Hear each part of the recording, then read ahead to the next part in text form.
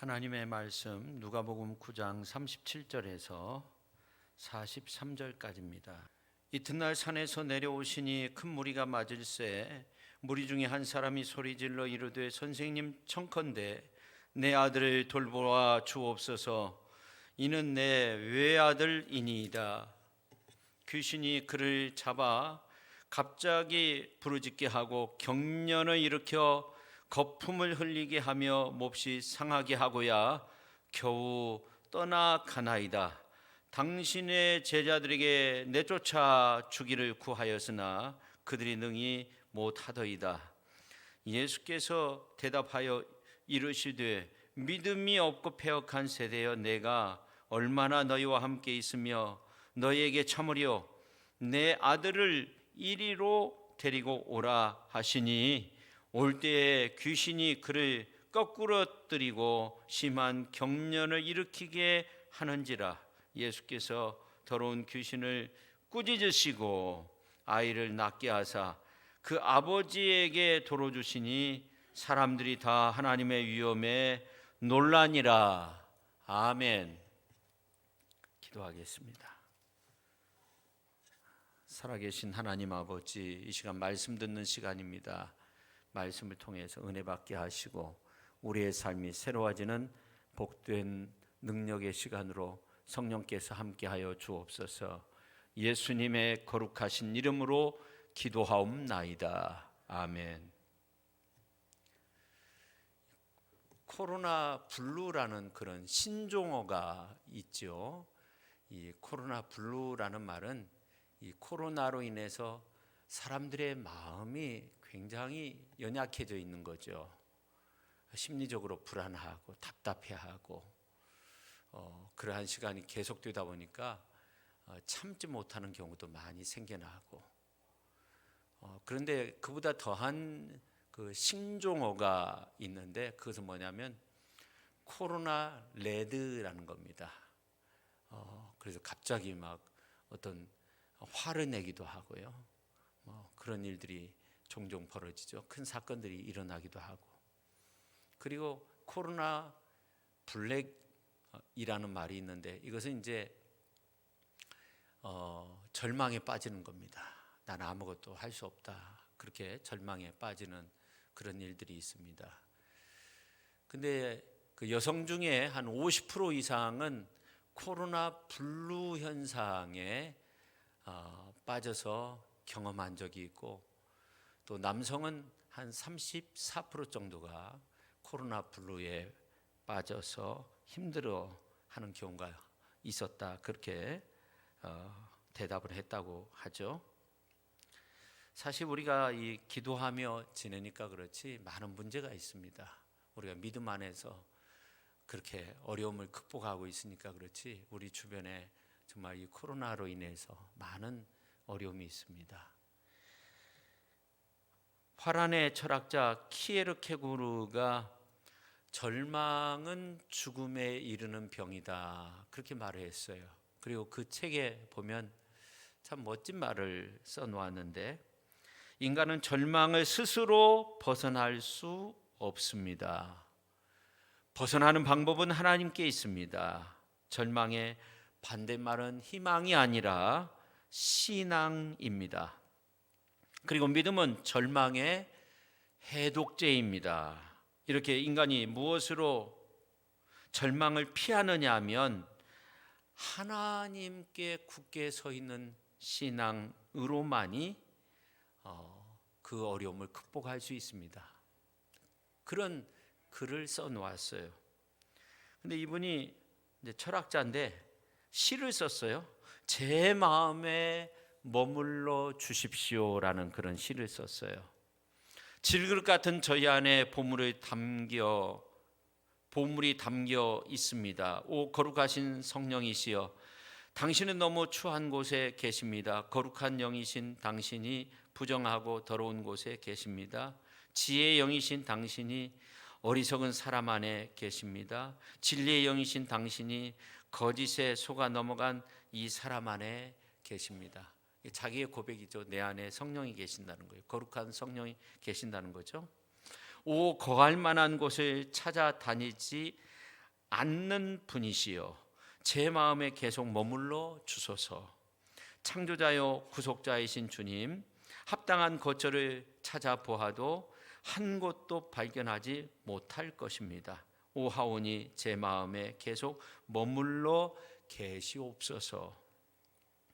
그러면 언젠가 어리석고 속기 쉽고 순결하지 못한 제 마음속에 만드신 거처를 기뻐하실 날이 올 것입니다.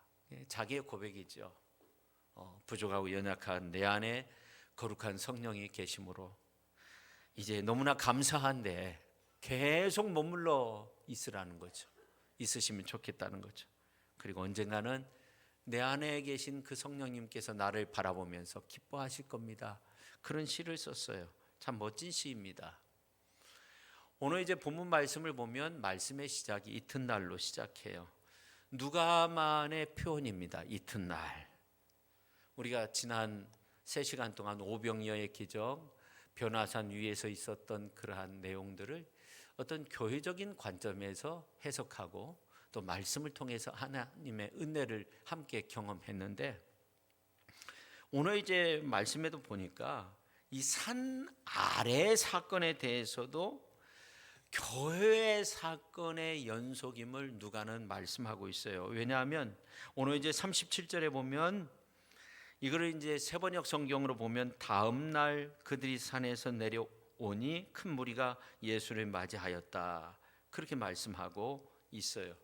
그러니까 이튿날, 그러니까 변화산에서 이제 철회하기도 하시고 그 몸이 변형되시고 내려온 그 다음 날이죠. 그러니까 다음 날 그들이 이제 예수님과 베드로, 야고보, 요한이 산에서 내려오니까 큰 무리가, 다시금 큰 무리, 이 큰 무리는 이 교회 에클레시아를 말하는 거잖아요. 그러니까 이 누가는 다음 날, 이튿날이라는 단어를 사용해서 산 위의 사건, 산 아래의 사건, 이거를 교회적으로 살펴보고 있는 겁니다. 그리고 43절에 있는 말씀을 보면 사람들이 다 하나님의 위엄에 놀라니라, 그렇게 말씀하고 있어요. 그러니까 하나님의 능력이 많은 무리 가운데 임하게 되었다 하는 겁니다. 예수님이 산 위 변화산에서 베드로, 야고보, 요한에게 영광의 위엄을 보이신 것처럼 산 아래에 내려오셔서도 하나님의 그 영광의 위엄이 수많은 무리 가운데 임하게 되었다는 것을 말씀하고 있어요. 그러한 예수님의 모습을 보고 사람들은 어떻게 됐어요? 놀라게 되었다는 겁니다. 그러면 산 위와 산 아래에 영광의 위엄으로 나타난 그 공통점이 무엇일까 생각해 보니까 결국 생명력이더라고요. 그러니까 변화산에서 그 찬란한 모습으로 변화된 그 모습은 정말 생명력 있는 주님의 모습이죠. 그렇죠? 그때는 거울로 보는 것 같지 않죠. 얼굴과 얼굴을 대하여 보는 거죠. 우리가 하나님 나라 설 때 정말로 가장 아름다운 모습으로 서게 될 겁니다. 영광된 모습, 생명력 있는 영광된 모습으로 변형되셨고, 그리고 그 이튿날 산 아래에 내려오셨어도 예수님께서 하신 일을 보니까 결국 생명력 있는 그 산 아래의 모습을 원하셨어요. 그래서 예수님께서 더러운 귀신을 꾸짖으사 아이를 낫게 하셨어요. 그런데 오늘 이제 말씀에 나오는 이 귀신 들린 아이를 낫게 하시는 치유의 역사가 일어나기 전에 어떤 일이 있었냐면, 마가복음서 9장에 있는 말씀을 보면 오늘 이제 본문 말씀에도 우리가 짐작할 수 있는데, 이 한 아이가 자주 물에도 넘어지고 불에도 넘어졌어요. 거품을 흘리기도 하고 자지러지는 그러한 현상이 나타나기도 하고 때로는 막 소리를 지르기도 하고, 오늘 이제 39절에 보면 귀신이 그를 잡아 갑자기 부르짖게 하고 경련을 일으켜 거품을 흘리게 하며 몹시 상하게 하고야 겨우 떠나가나이다, 그렇게 말씀하고 있어요. 그러니까 이 아이가 살아는 있지만 뭔가 생명력 있는 활동을 할 수가 없었어요. 갑자기 막 경련을 일으키고 갑자기 쓰러지기도 하고 물에 이제 빠지기도 하고 불에 넘어지기도 하고 몸이 상하고야 이제 귀신이 떠나가는 그런 일들이 있었습니다. 아무것도 할 수 없었어요. 그래서 예수님은 이 아이에게서 더러운 귀신을 물리치고 생명력 있는 역사를 일으켰을 때 사람들이 하나님의 영광의 그 위엄을 보고 놀라게 되었다고 그렇게 말씀하고 있어요. 저는 이러한 현상은 오늘 우리 현대교회에 귀한 도전이 된다고 그렇게 믿습니다. 왜냐하면 이 신앙이라고 하는 것은 그냥 수직적인 산 위의 모습으로 국한되는 것이 아니에요. 산 아래에도 같은 영광, 같은 생명력이 드러나야 됩니다. 우리가 지난 2년 동안 이 코로나로 인해서 산 아래 예수님의 제자들의 모습 보면 아주 형편없었어요. 오늘 이제 말씀을 보면 무능함에 빠져 있었는데 2년 동안 우리 교회의 모습이 그런 모습이 아니었는가 그런 생각을 해요. 한때는 아무것도 할 수 없었어요. 그래도 우리 교회는 이렇게 참 예배의 자리를 잘 지켜 기도의 자리를 잘 지켰는데 정말 이 모든 교회의 모습들 뭐 우리 교회도 예외는 아니죠. 어떻게 보면 물에 빠진 것 같고 불에 빠진 것 같은 그런 교회의 어떤 생명력을 잃었던 그 모습 속에 있었습니다. 근데 이제 뭐 위드 코로나 아니 코로나를 극복하는 회복의 내일을 바라보아야 하는데 그러기 위해서는 산 위에뿐만 아니라 산 아래에도 다시금 신앙을 되찾는 생명력의 역사가 일어나야 될 줄로 믿습니다. 그러기 위해서 우리가 예수 그리스도의 그 생명력의 출발점을 이루어야 돼요. 우리 교회가 예수 그리스도의 그 생명력의 출발점, 우리 개인이 우리 성도님들이 그 예수 그리스도의 생명력 있는 출발점을 이룰 수 있기를 예수님의 이름으로 축원합니다. 그래서 회복이 이루어져야 되는 거죠. 그래서 오늘 이제 이 변화 산상에서 예수님께서 그 영광된 모습으로 변형되셨다가 그 이튿날 내려오셔서 산 아래에서 있었던 그 귀한 말씀을 통해서 하나님의 영광된 위엄이 가득하고 또 하나님의 능력의 역사가 회복되어지는 그러한 축복의 시간 될 수 있기를 예수님의 이름으로 축원합니다. 첫째, 이 교회는 우리의 무능함을 고하는 장소입니다. 오늘 이제 예수님께서 변화산에서 내려왔을 때 아예 그냥 무능함이 가득한 집합소와 같았어요. 예수님의 제자 베드로, 야고보, 요한 변화산상에서 이제 내려왔는데 변화산에서 그들이 무슨 철학기도 하다가 변화된 예수님을 경험하고 그런 것이 아니었어요. 졸았다고 성경은 말씀하고 있어요. 산 아래에 있었던 제자들은 어때요? 마찬가지예요. 한 어린아이를 고치지 못했어요. 수많은 사람들이 모여있는 가운데 망신당했어요. 그리고 이 아이의 아버지는 할 수 있거든 그런 표현을 써서 마가복음서에 보면 그런 간절함이 있었지만 이 아이에 대해서 어떻게 보면 손 놓고 있었어요. 이 아이는 말할 것도 없죠. 근데 거기에 예외가 있어요. 승리자가 있어요. 더러운 귀신이죠. 이 더러운 귀신은 우리 신앙인까지도 무능한 자로 만드는 거예요. 성도 여러분, 누가복음서 9장 1절에 있는 말씀을 보면 누가복음 9장의 시작점이 있죠. 예수님께서 12제자를 파송하는 그러한 장면이 나오는데 맨 처음 주신 능력이 뭐냐 하면 모든 귀신을 제어하며 그 다음에 병을 고치는 능력 그리고 권위를 주셨다고 그렇게 말씀하고 있어요. 여러분 한번 읽어보시면 그렇게 나와 있잖아요. 예수께서 12제자를 불러 모으사 모든 귀신을 제어하며 병을 고치는 능력과 권위를 주시고 그렇게 말씀하고 있어요. 그러면서 이제 하나님 나라 전파하고 앓는 자 병든 자 다 고치시고 그리고 이제 여행하면서 아무것도 가지지 말라고 그래서 예수님의 제자들 실제적으로 그런 능력의 역사를 나타냈어요. 전에는 했어요. 전에는 놀라운 역사를 이루었어요. 그러나 예수님이 산에 올라갔을 때 밑에 있었던 제자들을 어떻게 됐어요? 다 식었어요. 여러분 이 어려운 시대에 우리의 신앙이 막 펄펄 끓어야 되죠. 우리의 신앙이 뜨거워야 되죠. 더 하나님 찾고 의지하면서 살아야 되죠. 근데 어때요? 우리의 모습 보면 어때요? 다 멀어졌어요. 베드로가 예수님을 3번씩이나 부인하고 나중에는 예수님을 향해서 저주까지 한 이유가 뭐예요? 성경 누가복음서 22장 54절 하반절에 보니까 베드로가 멀찍이 따라가니라. 베드로가 예수님 잡혀가셨을 때 멀찍이 따라 나섰다는 거예요. 여러분의 삶의 무능함을 느끼고 경험하고 있습니까?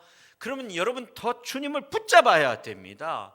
주님을 붙잡으시기를 축원합니다. 우리가 사는 길이 룻이 나오미를 붙쫓았다고 그렇게 성경은 말씀하고 있어요. 참 어려운 표현인데 룻기서 1장 14절에 보면 붙쫓았더라 그렇게 말씀하고 있어요.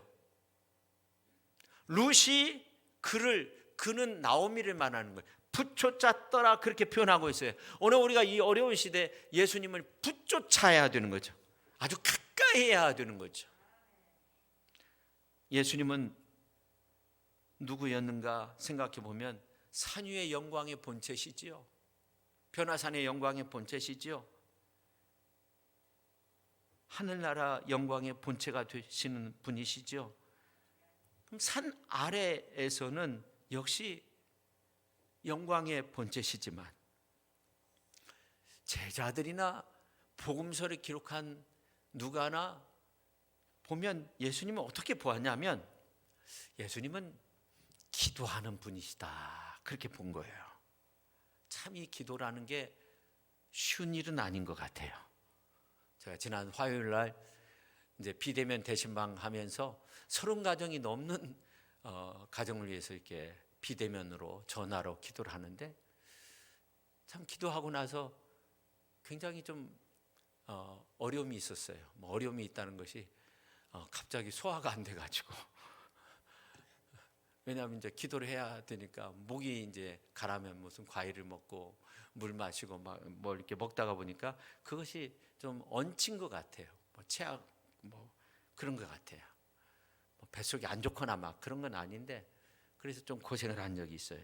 그래서 이게 참 쉬운 것은 아니다 이렇게 생각을 했는데 여러분 그 누가복음서에 있는 말씀을 보니까 예수님께서 기도하시러 변화산에 올라가셨다. 예수님께서 베드로와 야고보를 데리고 기도하시러 올라가셨다. 기도하셔서 변화산상에서 예수님의 모습이 변하셨다 하는 거예요. 그리고 이튿날 하룻밤 철회하면서 그 변화산상에서 영광의 본체로서 그 아름다운 모습을 보여주시고 이제 내려오신 것을 제자들이 본 거예요. 근데 예수님이 기도하시러 산에 가셨다고 하는데 이튿날 또 내려오셨고 오늘 이제 말씀에 나오는 더러운 귀신 들린 아이를 치료하실 때 그 평행 본문 같은 내용을 기록한 마가복음서 9장 29절에 있는 말씀을 보니까 예수님께서 또 어떤 말씀을 하시냐면 기도 외에는 이러한 종류가 나갈 수 없다는 거예요. 기도밖에 없다는 거예요. 다른 방법이 없다는 거예요. 그러니까 예수님께서 변화산상에 올라가셨을 때 산 아래에서 어떤 일이 있었냐면 오늘 이제 말씀에 나오는 한 어린아이의 아버지가 이 어린아이 귀신 들린 이 아이를 데리고 제자들에게 왔어요. 제자들이 이 아이를 치유하기 위해서 기도했지만 어떤 변화가 없었어요. 그러니까 나중에 오늘 이제 본문 말씀 이 사건이 지나고 난 다음에 제자들이 예수님께 와가지고 조용한 가운데서 예수님 왜 우리는 못했습니까? 왜 우리는 안 되는 겁니까? 그러니까 예수님께서 하신 말씀이 뭐냐면은 기도 위에는 이러한 종류가 나갈 수 없다는, 오로지 기도해야 된다. 기도해야 된다는 거예요. 이것이 복음서 기자의 관전 포인트라고 그렇게 말씀드릴 수가 있어요. 예수님 기도하시러 산에 올라가셨고 기도하시다가 변화되셨고 내려오셔서 똑같은 기도의 본체셨다는 거예요. 여러분 이 신앙이라고 하는 것은요 무슨 부흥성이 무슨 이벤트 뭐 이런 것이 아니에요. 산 위건 아래건 우리는 변함없이 어떻게 돼야 돼요? 쉬지 말고 기도하라. 데살로니가전서 5장 17절에 있는 거 쉬지 말고 기도해야 되는 거예요. 기도에 힘쓰라는 거예요. 힘들 때도 기도하고, 슬플 때도 기도하고, 어려움 속에 있을 때도 기도하고, 환난 가운데 있을 때도 기도하고, 즐거울 때도 기도하고, 언제나 기도해야 된다는 겁니다. 할렐루야. 이 코로나 시대에 우리가 더욱더 기도해야 된다는 겁니다. 환난의 때 우리가 더욱더 기도해야 된다는 거예요. 시험에 들지 않게 기도해야 되는 줄로 믿습니다. 그런데 그 기도가 무엇인가?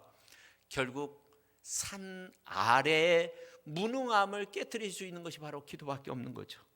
귀신 들린 이 아이의 아버지가 무능함을 주님 앞에 와서 터뜨렸어요. 오늘 이제 38절 중반절에 보면 소리질러 이르되 선생님 청컨대 내 아들을 돌보아 주옵소서. 여러분, 기도라는 것이 다른 것이 아닙니다.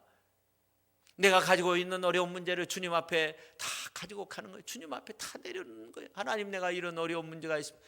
그리고 주님 앞에서 그것을 다 내려놓고 터뜨리는 거예요. 터뜨린다는 것은 정말로 간절히 하나님 앞에 부르짖어 기도하는 거죠. 이런 어려움이 있습니다. 나의 이런 무능함이 있습니다. 부족함이 있습니다. 이런 문제가 있습니다. 오늘날도 이러한 산 아래 기도의 모습이 우리에게 주어져야 되는 거예요. 이 산 아래 우리가 살고 있는데 이런 기도의 모습이 있을 때 개인이 살고 교회가 살고 이 나라가 살고 민족이 사는 거예요. 그래서 우리가 정말 어려운 때를 지내고 있지만 다른 무엇보다도 기도의 회복이 먼저 되어야 할 줄로 믿습니다. 우리 자신의 무능함을 구하고 이 나라 위정자들을 위해서 구하고 정말 어려움 속에 있는 분들을 위해서 기도해야 되는 거죠. 근데 기도하니까 어떤 현상이 일어나냐면 참 재밌는 것은 오늘 이제 42절에 보니까 올 때라는 그런 표현이 있어요. 올 때.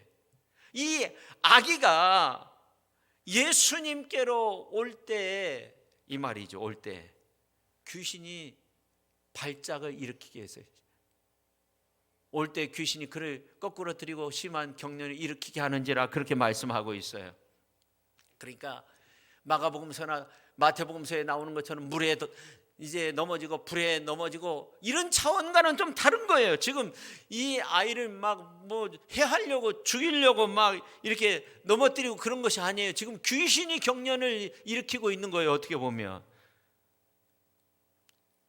여기가 있을 곳이 아니라는 거예요. 사탄 마귀가 여기는 안 되겠다는 거예요. 예수님께로 가까이 가니까 이제 안 되겠다는 거예요.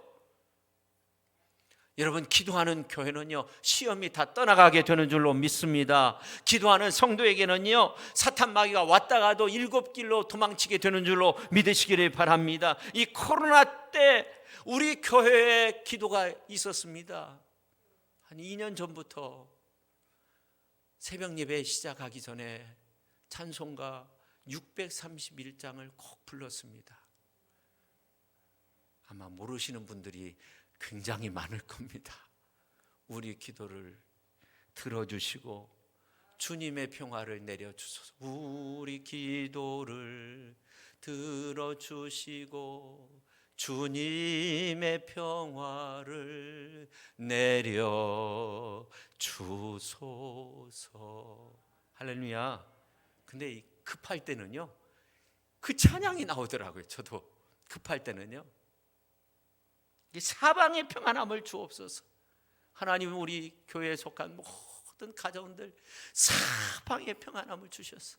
이 어려움의 시기 악한 역사가 불의한 역사가 침노하지 못하도록 사방의 평안을 달라고 그렇게 기도하니까 스가랴서 4장 6절에 있는 말씀처럼 여호와께서 말씀하시되 이는 힘으로 되지 아니하며 능으로 되지 아니하고 오직 나의 영으로 되느니라 하시는 말씀처럼 하나님의 평화가 여러분의 가정 속에서 여러분의 삶 속에서 여러분의 인생 가운데 여러분의 생활의 현장에 가득 차게 된 줄로 믿습니다.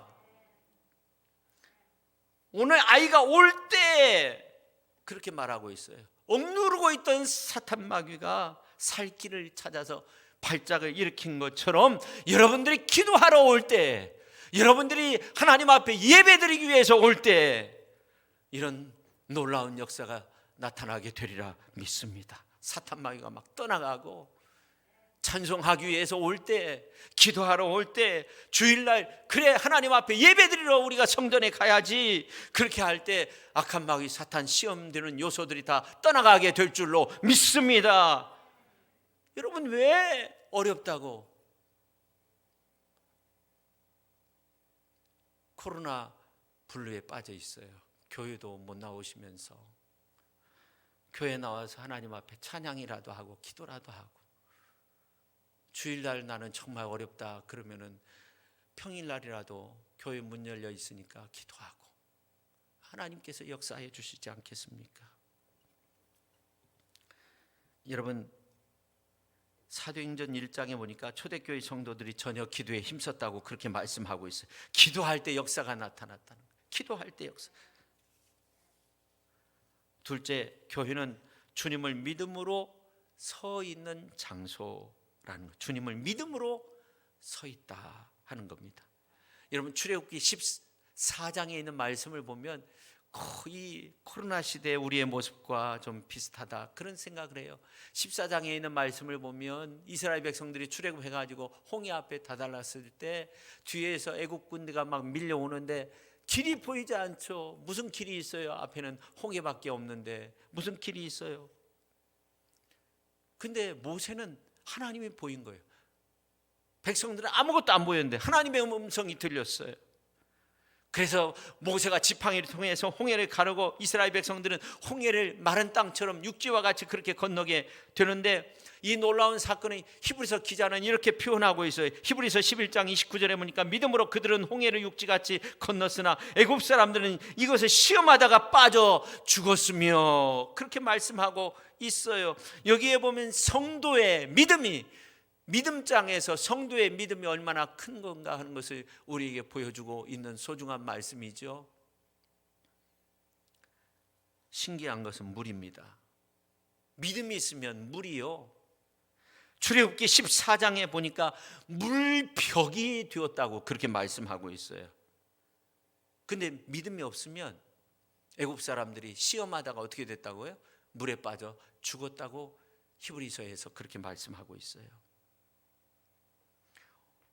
오늘 이 사건을 마태복음, 마가복음서에 있는 말씀을 보면요, 아이를 귀신이 불에도 던지고 물에도 던졌어요. 근데 마태복음서에 보면 믿음이 없고 패역한 세대예요. 오늘 이제 본문 말씀에도 이런 표현이 나와 있죠. 내가 얼마나 너희와 함께 있으며 얼마나 너희에게 참으리요, 그를 이리로 데려오라 하면서 예수께서 귀신을 물리치고 아이를 낫게 했어요. 근데 이제 마가복음서에 있는 말씀을 보면 똑같은 사건인데 예수님께서 할 수 있거든요. 무슨 말이냐, 믿는 자에게 능치 못할 일이 없다 하면서 이 아이를 치료해 주었어요. 그러니까 예수님이 무엇을 심어줬냐면 결국 믿음입니다. 믿음. 오늘 이제 말씀을 통해서 믿음을 심어줘요. 그러니까 이 믿음이 있으면 삶이 전환되는 거예요.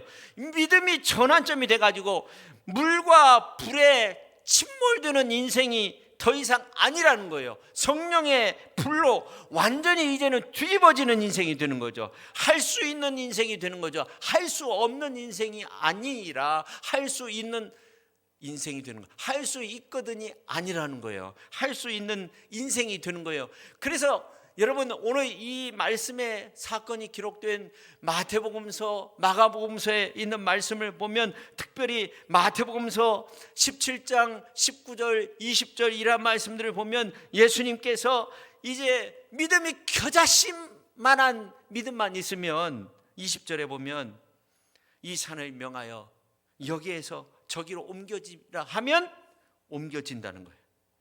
너희가 못할 것이 없다는 거예요. 여러분, 대단한 그 믿음, 이 겨자씨만한 믿음만 있어도 그렇다는 거예요. 근데 마가복음서 유명한 말씀, 할 수 있거든요. 무슨 말이냐, 믿는 자에 능치 못할 일이 없다, 능히 하지 못할 일이 없다, 그렇게 말씀하고 있어요. 그러니까 마태는 이 믿음의 생명력을 강조하고 있는 거예요. 믿음, 이 겨자씨만한 믿음, 이 생명력이 있으면 역사가 일어난다는 거예요. 그러면 마가는 믿음의 전진성, 믿음의 행동, 할 수 없다는 사람이 되지 말라는 거예요. 할 수 있다는 사람이 되라는 거예요. 할 수 있다는 겁니다. 그러면서 예수님께서 기도 외에 다른 종류가 이런 유가 나갈 수 없다. 기도밖에 없다. 그렇게 말씀했어요. 그러니까 조금 바꿔 말하면 믿음의 기도, 믿음의 기도, 믿음의 기도를 통해서 뭐라고요? 이겨내라 하는 겁니다. 믿음의 기도를 통해서 일부 예배 권사님이 이겨내게 하여 주시고 막 그렇게 기도를 하시던데, 이겨내라라는 말이 요즘 어디서 많이 나오는지 아십니까? 요즘 제가 유일하게 재밌게 보는 이제 주일날 저녁에 보는 게 있어요. 뭉차라고, 여러분 아실란가 모르겠어요. 뭉치면 찬다든가 뭐 아무튼 거기에 보면 요즘 보면 이겨내라 지난주에 그런 게 나왔어요. 이겨내라. 믿음으로 이겨내라는 거. 주님은 믿음으로. 거기는 뭐 오락 프로그램이지만 우리 하나님은 믿음으로 기도하여서 이겨내라 하는 겁니다. 근데 참 재미있는 것은 이 누가복음서에 있는 말씀을 보니까 이 마태복음서나 마가복음서에 나오는 이 마태복음서에 나오는 겨자씨만한 믿음에 대한 이야기도 안 나오고, 그 다음에 마가복음서에 나오는 할 수 있거든 무슨 말이냐, 이 말씀도 오늘 본문 말씀 안 나와 있어요. 누가복음서는 안 나와 있어요. 다 사람들이 하나님의 위엄에 놀랐다, 그런 내용만 나요. 믿음도 빼고 기도도 빼고 다 놀랐다는 그런 말씀만 나오는데 왜 그랬을까 저는 생각해 봤습니다. 그러니까 이 누가는 결국 예수님께 초점을 맞추고 있는 거예요. 그러다 보니까 결론을 얻었어요. 예수님께는 기도도 믿음도 영광도 병고침도 산 위도 산 아래에도 모든 것들이 다 똑같은 거예요. 오직 예수님께는 위엄만 있는 거예요. 다시 말하면 누가의 눈에는 기도 따로 믿음 따로 이런 것이 아니에요. 기도와 믿음은 다 같은 거예요. 이게 굉장히 중요한 말입니다. 그러니까 우리가 기도만큼 믿어야 돼요. 기도는 크게 해놓고 믿음은 전혀 없어요. 안 되죠. 믿음만큼 기도도 해야 되는 것입니다. 근데 예수님께서는 다 같은 거예요. 다 이루시는 거예요. 그래서 하나님의 위엄만 가득하다 하는 겁니다. 누가가 볼 때 기도와 믿음이 따로따로는 안 된다는 거예요. 기도와 믿음이 하나여야 한다는 겁니다. 야고보 사도도 그런 놀라운 말씀을 야고보서 5장 15절에서 말씀하셨는데, 공동 번역 성경으로 보면 믿고 구하는 기도는 앓는 사람을 낫게 할 것이며, 믿고 구하는 기도가 역사가 일어난다는 겁니다. 저는 오늘날 같이 이렇게 두렵고 혼탁한 세대에 누가의 원리가 정말 중요하다고 생각합니다. 믿으면 구해야 되고 구했으면 믿어야 된다는 거예요. 믿으면서도 구하지 않고 구하면서도 믿지 않고 그러니 어떻게 되겠어요? 능력이 나타나지 않죠. 성도 여러분, 교회가 세워진 가장 놀라운 사건이 뭐냐면 성령 강림의 사건입니다. 사도행전 2장에 나오죠. 근데 사도행전은 누가가 기록을 했어요. 누가복음서 기록하고 조금 있다가 사도행전을 기록했어요. 근데 예수님께서 사도행전 1장에 보면 승천하시면서 이제 많은 사람들이 모여 있을 때 예루살렘 떠나지 말고 아버지의 약속한 것을 기다리라, 그렇게 말해요.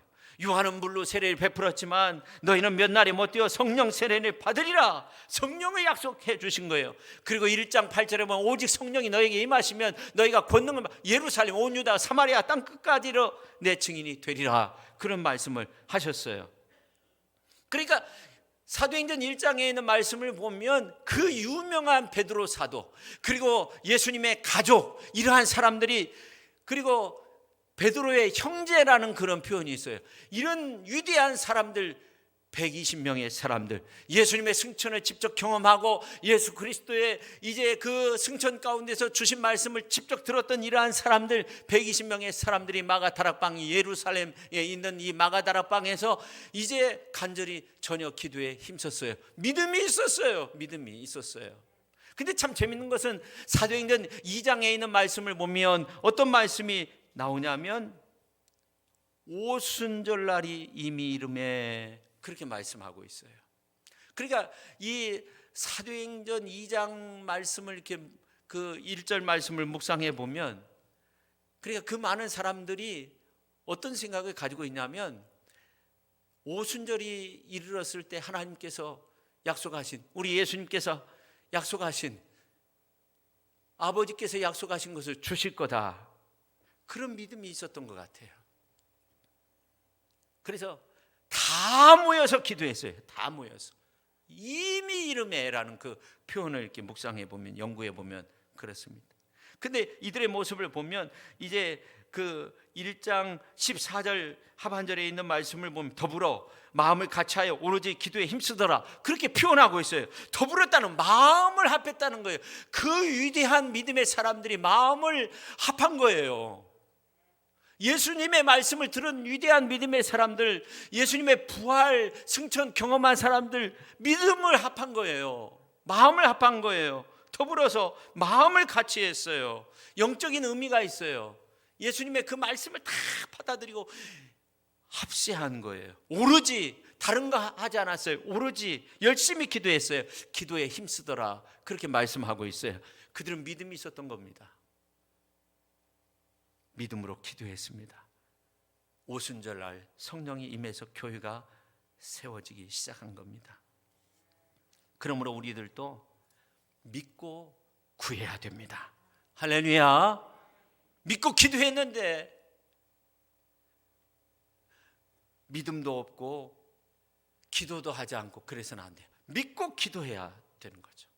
믿음과 기도로 채워져야 되는 거죠. 믿음과 기도로 채워지면 거기에서 놀라운 역사가 일어나게 되는 줄로 믿습니다. 말씀을 마치려고 하는데, 제가 아는 어느 목사님 가정인데 이 코로나 확진자가 그 가정에서만 2번에 걸쳐서 나온 거예요. 어떻게 그런 가정이 있을까 주변에서 이제 걱정도 하고 그랬는데, 근데 맨 처음 아들 둘이 확진자가 됐어요. 그래서 이제 가족 식구들이 자가격리에 빠지고 또 교회에도 확진자가 있었어요.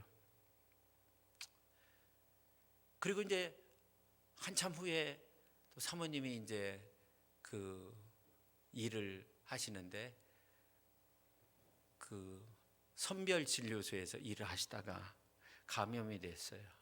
그래서 이 목사님도 이제 자가격리 또 들어갔는데, 전에는 이제 걸리지 않았는데 이제 풀려날 시점에서 검사를 하니까 확진이 돼가지고 병원에 가셨는데, 이제 딸도 확진이 되고, 근데 이제 전화가 왔어요. 목사님, 제가 아무래도 중환자실로 갈 것 같으니까 목사님 말을 잘 못해요. 기도 좀 해주세요. 이렇게 말을 잘 못해요. 그럼 기도해야죠. 그래서 한 2번 정도 이렇게 통화를 했는데, 근데 이제 첫 번째 걸리고 막 아주 크게 뭔가를 이렇게 시작을 했어요. 그러니까 주변에서 이 목사님한테 기도하라고 이런 일이 또 생겼는가 보다, 그렇게 말을 하는 거예요.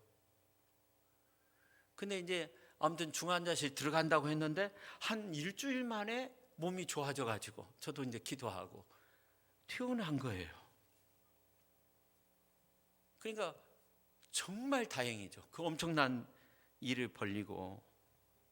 그러니까 참 이제 주변에서 어떻게 말이 바뀌냐면, 참 기도 많이 했는가 보다, 기도의 능력이 있는가 보다, 이게 일이 바뀐 거예요.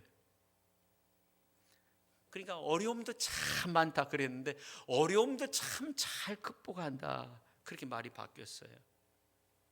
근데 이분이 한 달 반 정도 있다가 이제 카톡에 글을 올렸는데, 자신이 병원에 입원해 있었던 사람과 통화를 한 거예요. 그러니까 이제 코로나 확진돼 가지고 같이 옆에 있었던 그 어느 사람한테 통화를 했는데 아직도 병원에 있다는 거예요.